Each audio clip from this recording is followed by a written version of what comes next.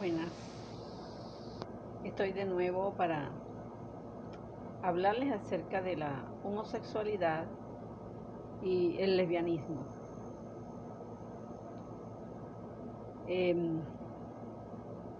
Se ha levantado fobia por esta condición del ser humano, pero es un pecado que pertenece al árbol del bien y del mal.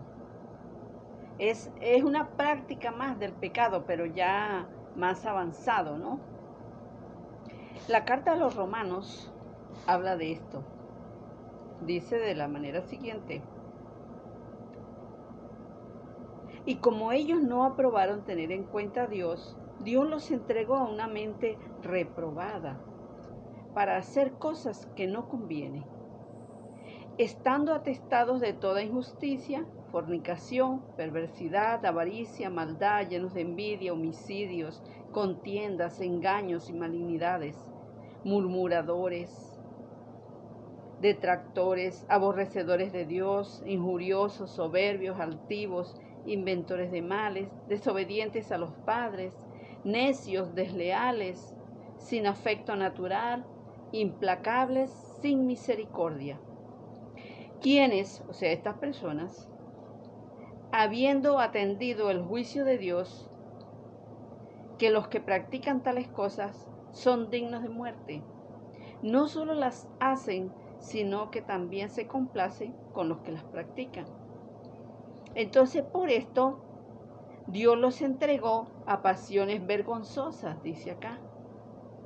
Pues aún sus mujeres cambiaron el uso natural por el que es contra naturaleza. Y de igual modo también los hombres, dejando el uso natural de la mujer, se encendieron en su lascivia unos con otros, cometiendo hechos vergonzosos hombres con hombres, y recibiendo en sí mismos la retribución debida a su extravío. Esta parte de lo que es la rama del pecado, del árbol de la ciencia del bien y del mal, es muy viejo. ¿Recuerdan ustedes donde Dios destruyó a Sodoma y Gomorra? Y el pecado de Sodoma y Gomorra fue el homosexualismo. Esto llegó al grado máximo que Dios envió 2 ángeles.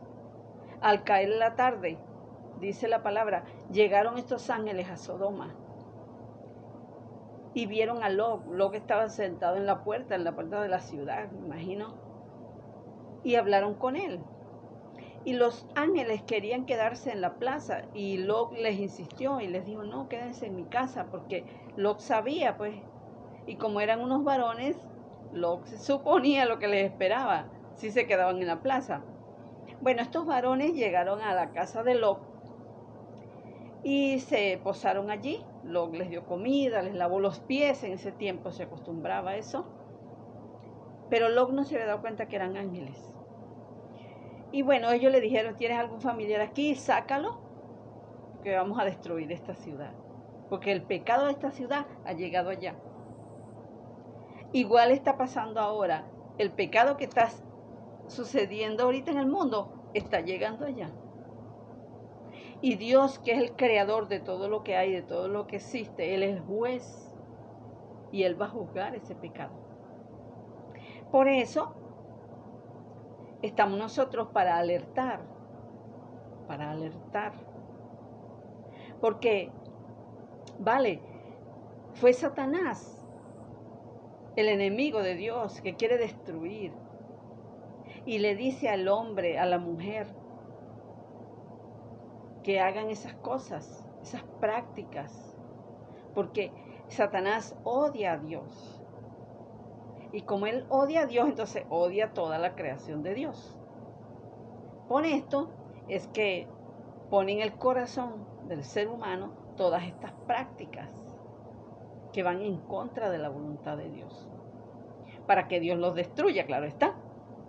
Y al ser destruidos, ¿dónde van a ir? Al infierno.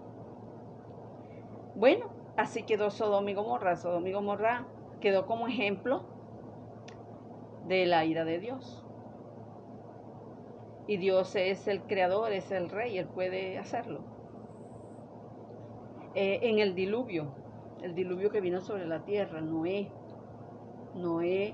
se salvó solamente él y su familia, 8 personas en total, porque toda esa humanidad estaba depravada y Dios tuvo que derramar su ira.